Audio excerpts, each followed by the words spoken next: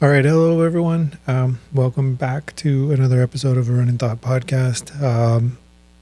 This is my third time trying to film this today. The first time there was no good audio.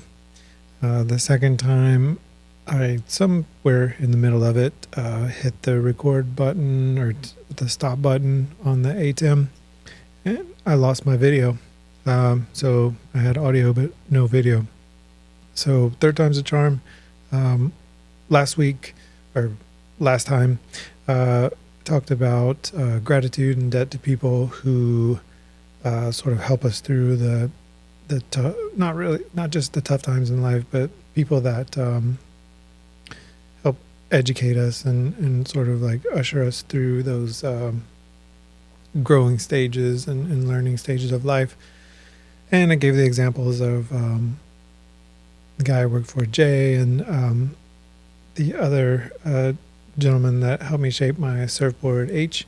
And I wanted to let you know that I did mention that I might edit in some photos of the surfboard and also my 68 Plymouth. So what I did instead is on the Patreon, I put some photos on there of both of those things. So the surfboard shaping and then also the 1968 Plymouth. And if you want to find anything related to links associated with the Runnin Thought podcast, you can go to ARunninThought.com, and that's ARunninThouht.com. And you'll find links to Spotify, YouTube, Patreon, and also Reddit. If you want to be a guest, there's also a Be a Guest button that you can click on, and there'll be a form to fill out. Or if you want to ask a question or whatever else, communicate with me, you can do it through that form too. I do have a shop if you're interested in that. That's also on ARunninThought.com. So getting back to this week, we're shifting to gratitude for the things around us, especially kind of the simple, everyday things, the small wins that make life better. And I'm going to take a moment to make sure that I am indeed recording, at least for this moment in time, audio and visual. I'm learning. And then also I've been playing with these cut effects. So I've got several on the ATEM, and I need to get used to doing that. I tell you, like, it's a big system and there's more points of failure. And one person juggling all this is kind of wild, but yeah. So here I am. But I am recording, so that's good on all fronts. So let's talk about Hawaiian gratitude and thankfulness, because I am in Hawaii, and I think it's only right. So everybody's probably heard of mahalo, right? You've heard it around. And it can mean thank you, but it's kind of more than that. It's more about living in thankfulness. It's kind of a verb more than an adjective. So living in thankfulness for the abundant blessings of life. It's an action, a mahalo, a gratitude that you express. It's sort of like an inner connectedness with the person that you're saying it to. There's also another word or phrase, ho'omaikai, and I probably messed that up. It's ho'omaikai, and that's to give thanks, bless, congratulate, or show appreciation. But it's not necessarily. Let me cut back over to me instead of my side view. It's not necessarily just for like big milestones or events. People say it in day to day as well, and it's just about celebrating each other and acknowledging kindness. again, neither one of these are passive words. They're very action and have a lot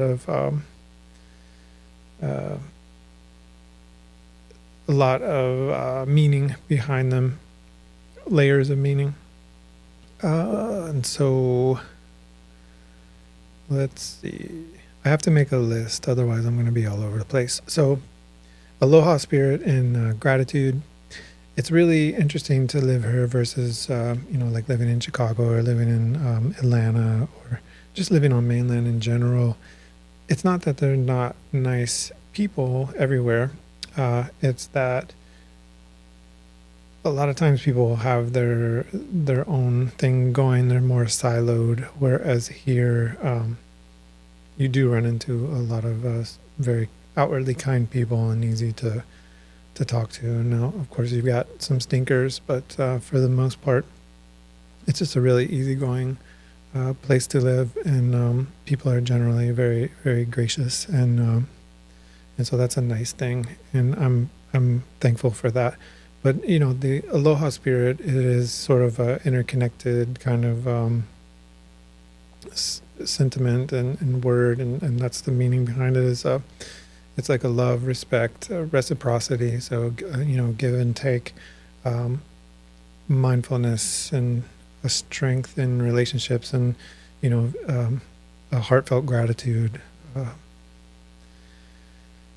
So the reason that I'm mentioning all of this is, number one, is just sort of cultural lesson for me, and then everybody else that's tuning in. It only seems right to do. And then for me, it's come up recently, just having to remind myself to practice, this kind of gratitude, because it really does shift your whole outlook from negative into like a positive mindset. And I think that spills over in your actions, and it helps with, it helps you to do better on a day-to-day basis. To kind of underscore that point, Hawaiian culture, and some could argue other cultures, have been able to survive colonization and adversity through practices like this.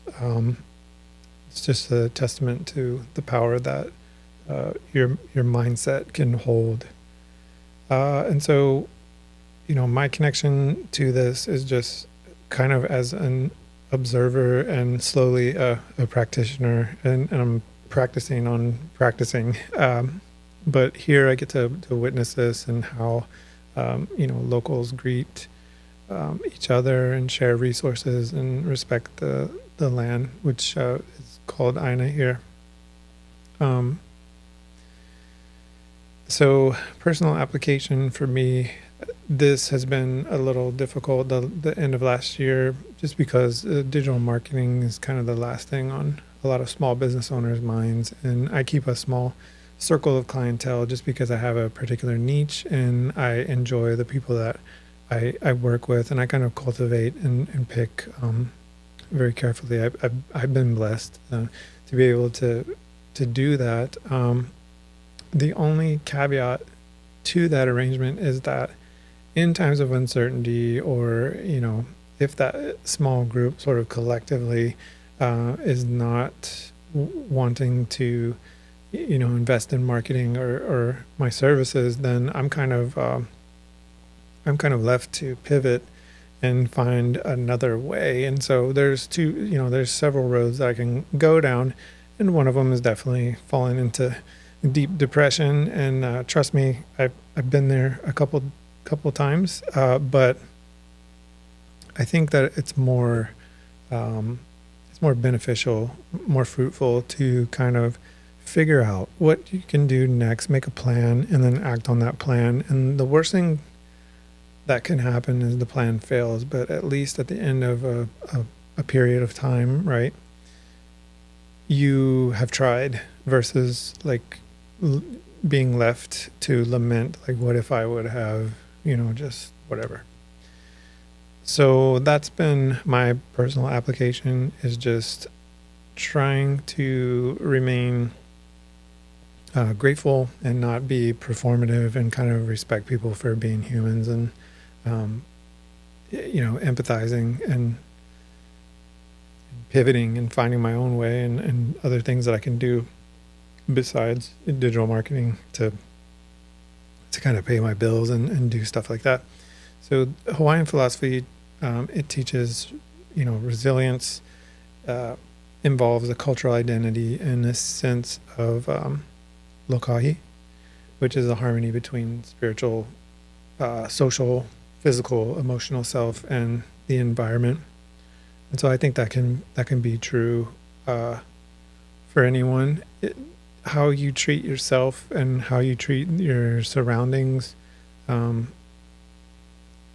think that there are, obviously, if you don't cultivate your land and care for it and be a good steward to it, then 5 years, 10 years, whatever down the road, it may not be fruitful for you. Like if you just let it sit, or you throw trash on it, or whatever. The same thing with people. If you just choose to have a chip on your shoulder and dislike people, and you don't want to talk to anybody, and you never cultivate interpersonal relationships, then 5 years, 10 years down the road, and you're wondering why nobody talks to you, then it makes sense. So you have to have a harmony between your physical, spiritual, social, emotional self and environment. And you have to, I think it starts inside your brain and how you're treating yourself. Because if you're down on yourself, obviously you're not gonna, if you value yourself that little, you're not gonna value other people. So I think it starts there, just being not prideful, but, taking care of yourself, and then in turn, allowing yourself to take care of others. So let's move on, because I'm yammering. There's a lot of simple things that I'm thankful for. The main one that I've noticed recently is just nature's provisions. So we're lucky enough to wake up every day where we're at, and on my worst day, I can go outside and take in the scenery and just be grateful for that. But in our yard, we have all manner of plants and treasures, if you will. So we've got lilikoi growing in the yard, which is a vine. It grows like a weed here, which is nice. That's passion fruit, lilikoi. I've also got my beehives and honey and beekeeping. And so that's sort of a side hustle for me, but also mental health medicine as well as physical health medicine. I think there's some aspects of, honey as medicine that's overblown, or propolis that maybe is overblown or not scientifically proven. But I think that there is good in all of the stuff from the hive. I mean, there are, chemical compounds and things in honey, and the pollen and stuff that the bees collect. And so I think that's, a lot of it in excess is probably not good for you to just eat honey like Winnie the Pooh, but it's good. It's a nice thing to have, and I think it is good for you in moderation. And of course, it's nice to watch the bees. They've got their own ecosystem, and or not ecosystem, but their own society with hierarchy and their different jobs. And so it can take your mind off of everything, just to kind of be hypnotized in their world for a minute and watch them do what they do. And I think, they probably don't have personalities per se, but they do seem to enjoy certain days over others, and get agitated at times.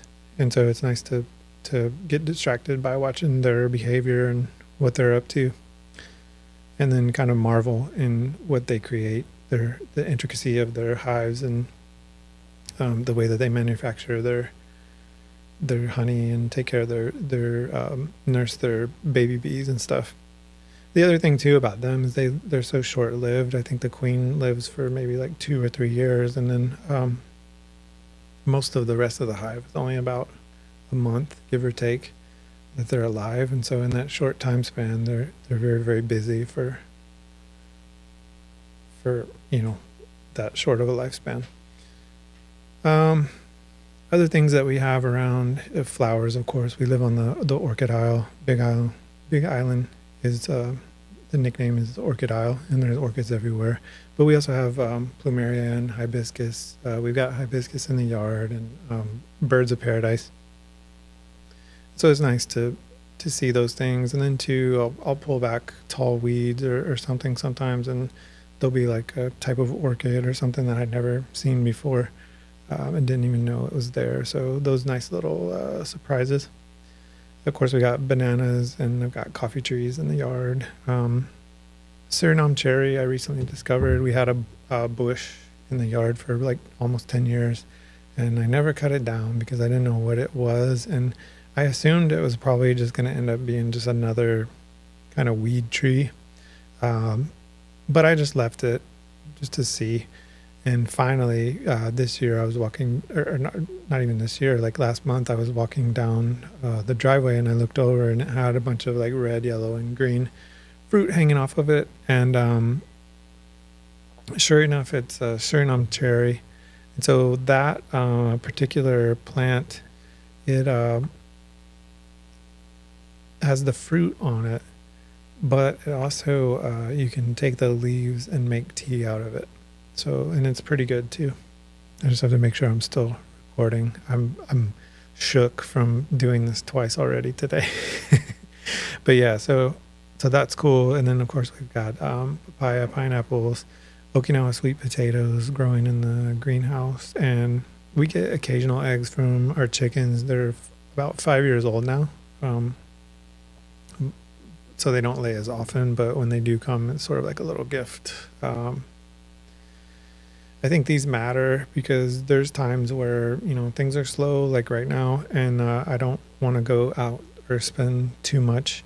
And so these little discoveries are kind of like my wins for the day. And I mean, no kidding, like even when things are good, there's times where I'm working on a project and I don't really leave the house for like a whole week. I'm just glued to my computer, and so it's nice to get away for at least take a micro break and go out in the yard and look around, and maybe grab some fruit off a tree or something, and take in the scenery. So these are also kind of reminders that we are not helpless here. We're resourceful, and not just us, but the climate and the conditions also and the land also provide resources for us too, and so that's something to be happy about for sure. There's I think I may have already touched on it, but the Hawaiian value of connecting to the land, the aina. So everything's sort of interconnected. You take care of it, it takes care of you, kind of thing. And it's a sort of like a living, perpetual relationship with the land, and the land with you. So research shows that practicing gratitude can reduce anxiety by about 8%, and then depression by about 7%. And so there's I believe there's neurological, they've proven that there's physical benefits to that.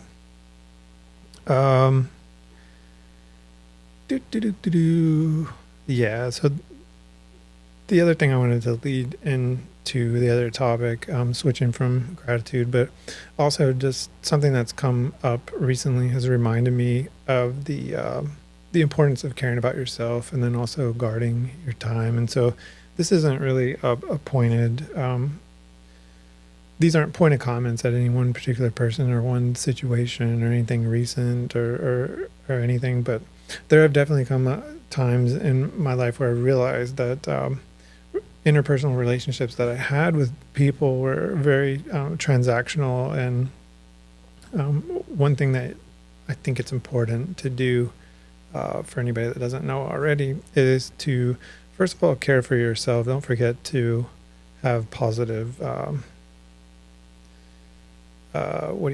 self talk, uh, but two, you are of value, like you have value, and you shouldn't let people just you shouldn't put people on a pedestal just from the get-go. But about self-care, so the ways that I've been able to practice self-care, I was doing Brazilian Jiu-Jitsu. I had to stop for just a little bit. I'll get back into it, but I just don't have the resources to go for, for probably this month. Hopefully next month I'll be back, but I was going daily during the week and then getting to do that with my son. So before BJJ, I was doing running, and I would be gone pretty much every day until late on weekdays in the evenings, and then also on weekends I would be gone pretty much the whole weekend. And I would usually do these things by myself. And so, one day, it didn't really just happen overnight, or one particular time, but I started to realize, hey, life is not forever, and I'm spending an awful lot of time by myself in these remote locations, and kind of missing out on everybody else's lives that I care about. And it's beautiful, out in the scenic vista and getting to go to these remote places, and also getting my frustrations and all that energy out physically. But at the same time, like I say, there's the caveat of missing out on everybody else. So BJJ was nice and is nice because it's close to the house, so I don't have to drive very far to get there. And then also, let me see, there we go. Also, it doesn't take all of my time up. It's a set amount of time per day, and so that's really nice. And of course, there's the physical activity aspect of it, and the mental too, because it is not to oversimplify and not to be pretentious and come across like I'm an expert, but it is sort of a mental challenge, a game, if you will. You're kind of putting puzzle pieces together, trying to figure out what your opponent is going to do, and then what you're going to do in response. And you just never know. It's so random. There's a lot of variables that go into it. But anyway, I digress.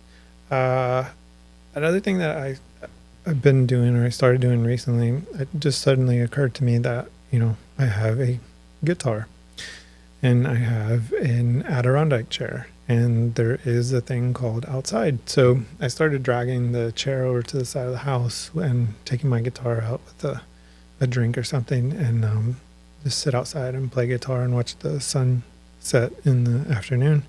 And it's kind of one of those things where I don't have to have a lot of money to do that. I don't have to have any, really.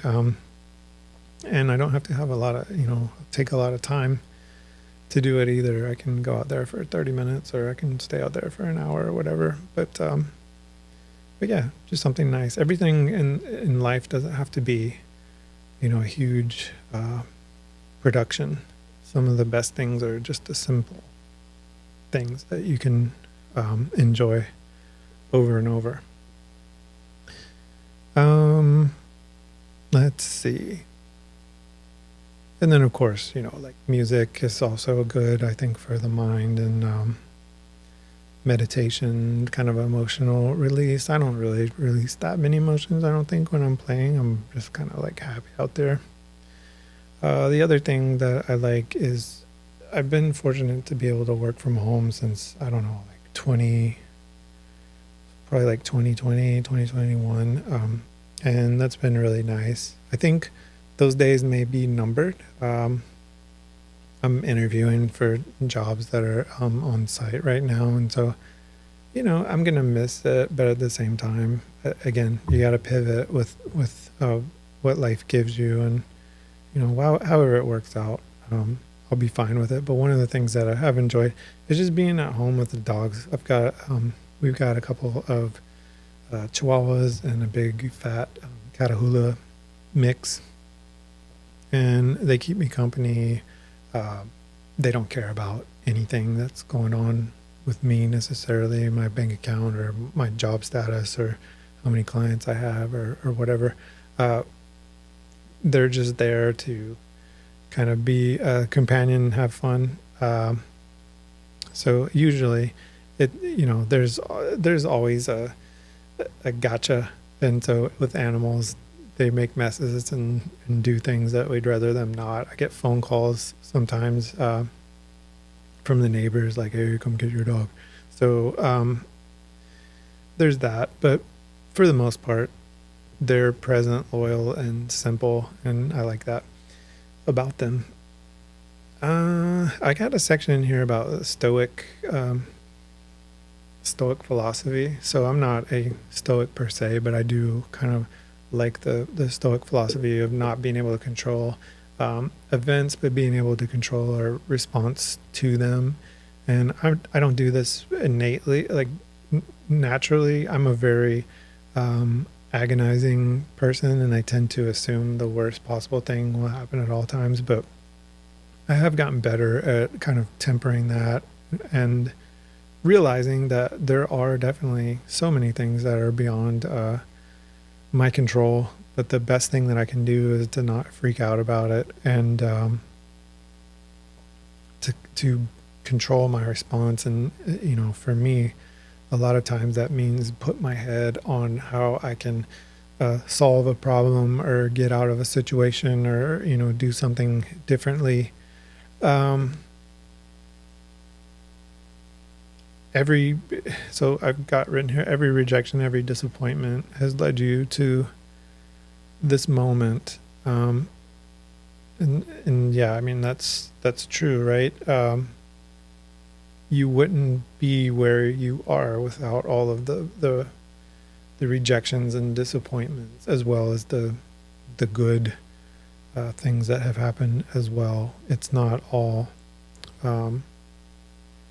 peaches and cream, as they say. The obstacle becomes the path forward. And so, if I have a client that doesn't get back to me, or they're not sure, or, things are not looking good for my bottom line for digital marketing or whatever, then I need to innovate. And that's exactly what I've done, is focus on beekeeping in the studio and the podcast. And I even signed up for like dog walking, which is something that I enjoy too, and dog sitting. There's things out there. And of course I've done the traditional thing of looking for a traditional W-2 job as well. But, if I didn't do those things, then I would be a very, very different, I would have a very, very different emotional state. But at least I know, if anything, that I did what I could at this point. And to be fair, it's actually resulted in some pretty good things. So results may vary, of course, but at the bottom of it all, what it boils down to is you just can't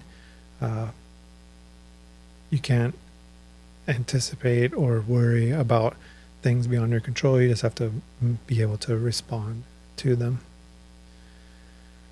The other thing I want to talk about is just guarding your time and energy. And so I've been thinking about this a little bit lately. And again, this isn't, for any particular person or situation or anything, but, throughout life, I've been around for 4 decades now, over 4 decades. And you have to be careful who you hitch your horses to.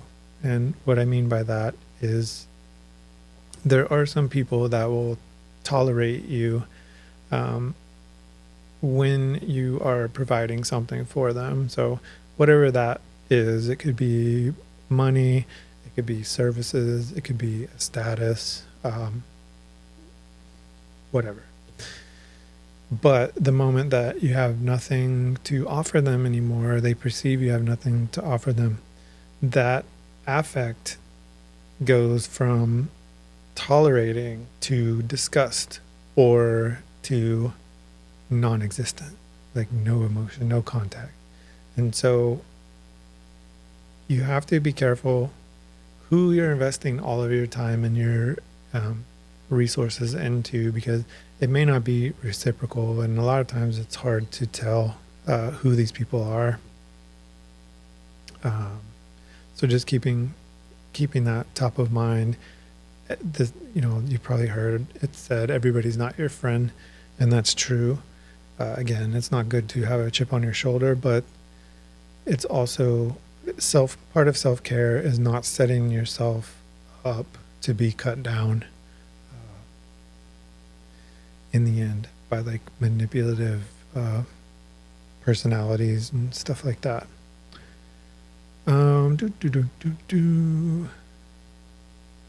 Yep. So the best things you can do is pay attention to who's around when the times are good, and then who's around when the times are lean. And so the lean ones are most likely the keepers. The ones in the good times are not necessarily throwaways, because there's good people that come through your life in seasons. So definitely don't take that perspective away from this, but look for the ones. So for the ones that stay in the lean times, you want to hang on to them, because those are the real ones, right? There is a Hawaiian concept, malama pono, which means to take care, and that's sort of like a reciprocal idea where a healthy relationship is mutual. It's not an extractive thing. Like, you're not just taking away from someone, and that's the existence of, the entirety of that relationship or that friendship or whatever. All right. So I think I've already talked I had a whole section about pivoting, but I think I've talked about that. What I will do here is I'm just going to shameless plug. So I have pivoted. I told you a little bit about it. I'm doing the beekeeping, making beehives. If you want to get a beehive and you're on Big Island, Hawaii, I don't do any shipping. I also don't do bees, and I don't do honey regularly. If I have an excess and I have to harvest, I will sell the excess, because I just, I've already got enough in the house. But I make these beehives. They're all untreated pine. I put them together I cut them all by hand, put them together with exterior decking screws, so they're very sturdy. And then I do like a finish treatment on them called yakisugi. It's a Japanese method of like wood burning, and what that does is it tightens up the wood fibers so that they're more impervious to water, like moisture infiltration, and they don't get like as moldy and fungus growth on them. Also flame retardant, believe it or not, and then insect repellent. So the bugs, especially termites, they don't like to eat the charred wood as much as they like not charred wood. So that kind of helps. Another thing too, I don't know necessarily if this would help or not, but I think in nature, bees tend to swarm. They prefer to build their nests inside of like old burnt logs. So I don't know if that plays into it. I doubt it. That's not scientifically proven. I'm not like mentioning that as a bullet point on why you should buy one of my hives, but it could be. They might like it better. It removes splinters and stuff too, so that's nice. Kind of killed a couple of birds with one stone. Don't have to sand all that stuff, and also get a really nice resilient finish. And that finish will last for 50 years or more, especially if you apply linseed oil before you put your bees in it, of course, because the linseed oil will kill them. Like raw, not you have to apply the linseed oil without the added chemicals and stuff in it. I believe it's raw linseed oil that you have to apply, but don't quote me on that. If you go to hulahoneyhives.com, I've got all the care instructions and even how to build one for yourself there. But you can buy one from me if you're on Big Island, and I can even deliver that to you. So hulahoneyhives.com. Also, Tako Mojo Studios, if you want to record a podcast and do what I'm doing right now with my equipment, but not have to remember to press record like I do and possibly mess it up because I'll be here to do it for you, then you can go to takomojostudios.media. That's TAKOMOJO studios.media and get on the booking part or the contact form and reach out to me and we'll set something up for you. Let's see.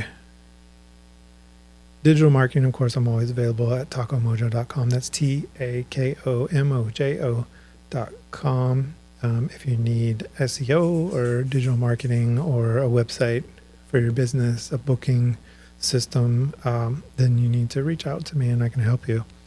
I'd love to work with local Hawaii businesses on anything ranging from like a simple brochure site all the way up to very complex like membership platforms, and even did a locator map recently for one of the organizations in Hilo.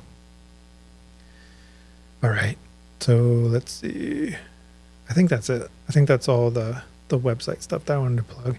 Again, if you do want to find the Patreon and support this totally self-funded podcast, you can go to ARunninThought.com. That's ARunninThought.com. And all the links for Spotify, YouTube, Patreon, Reddit, the shop, and also if you want to be a guest, there's a button there where you can submit that request.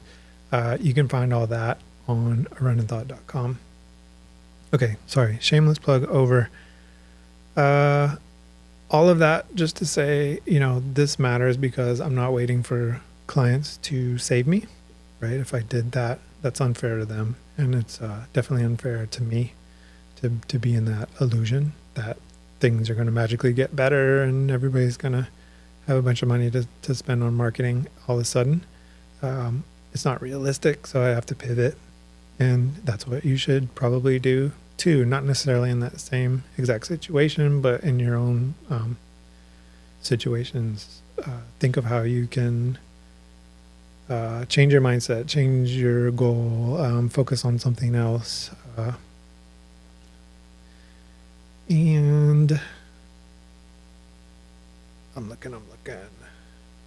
Yeah, use what you've got instead of mourning what you don't. Okay. So I think that is about what I've got.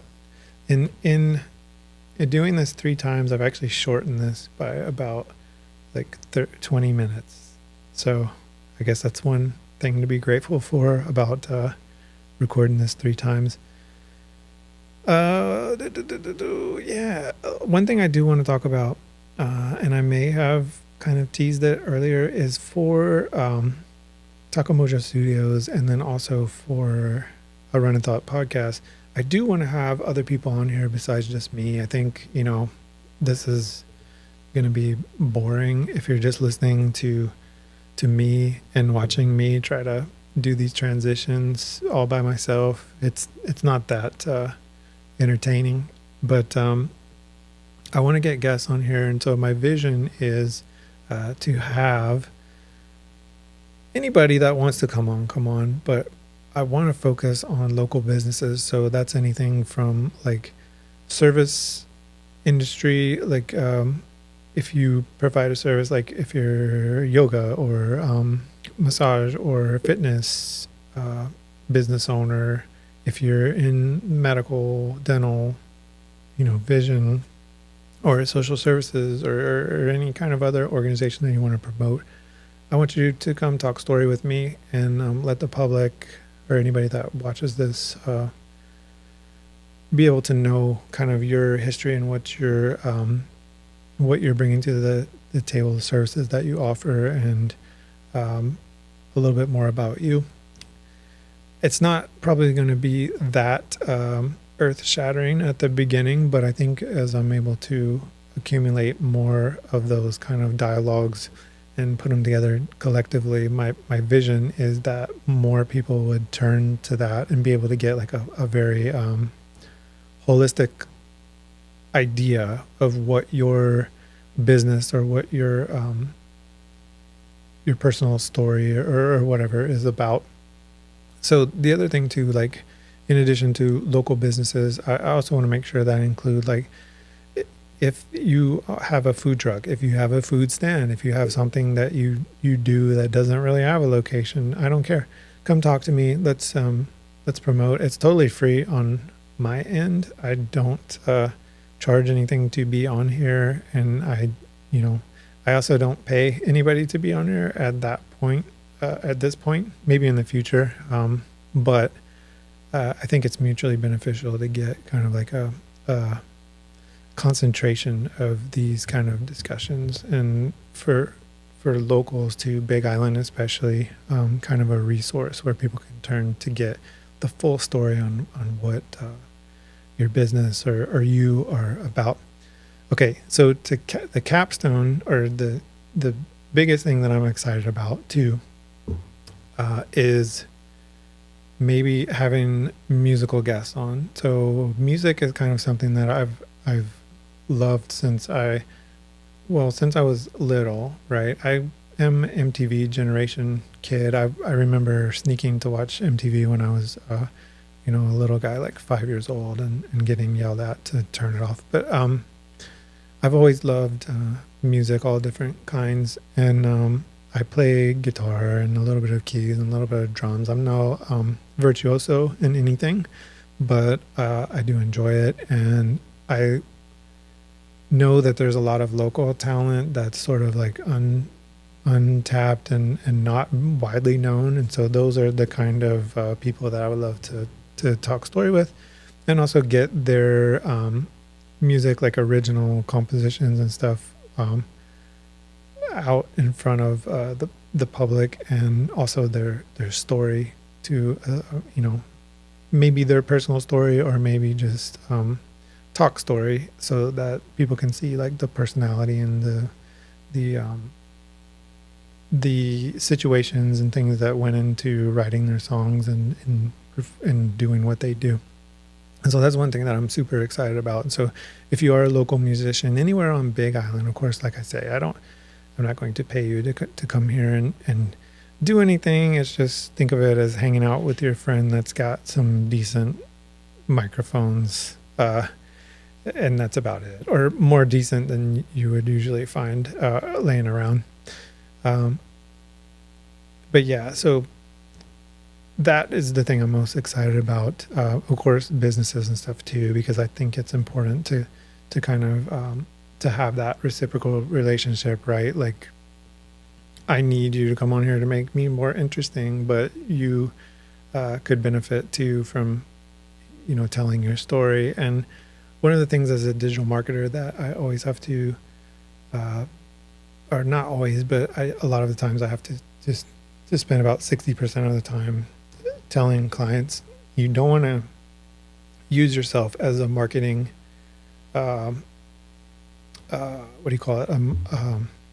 You don't want to strictly be me marketing, right? So taking a bunch of selfies and putting them on Instagram is fine, but what is your goal? Like, do you want people to know about you specifically, that you have some certain aesthetic and you can post on Instagram, or do you want people to know that you're providing a particular service and that you're good at it, and what the benefit is for them, so that they'll be attracted and want to come and use that? Because anybody can post a selfie or talk about their personal life story since they were born, but not to sound callous or whatever, but most people don't care to hear all that until they know what value you're bringing to them. And so you have to kind of lead with, hey, I can do this for you, or I can solve a problem that you're having. Let me talk to you about that, or let me help you with that. And then once that is started, a lot of times you can move into, getting to know someone better. Not necessarily always in that order, but I'm talking about just for strangers just out there that don't know you from anybody else, or don't know your business or service from anybody else. It's important to get that out front and be intentional about the way that you're presenting yourself. And so this is kind of like free advice that I usually charge for, but it's not like novel, but you would be amazed at how many grown adults don't understand the concept of like, you have to advertise your business and not yourself. So I think that this is kind of a way of doing a little bit of both, right? So you have an opportunity to sit with me, and I'm going to kind of delve into things that I know from being a marketer and from like asking, open-ended questions and tough things that I know people need to hear in order to know if they need your service or whatever. And also there's the benefit of they get to know your personality, and sort of it's like they kind of already know you, they already trust you. So anyways, I'm giving away all of my secret strategies here, but yeah, so the bottom line is I think it'll be beneficial for everybody, and I think it'll be quite interesting to have something like that for just local people, right?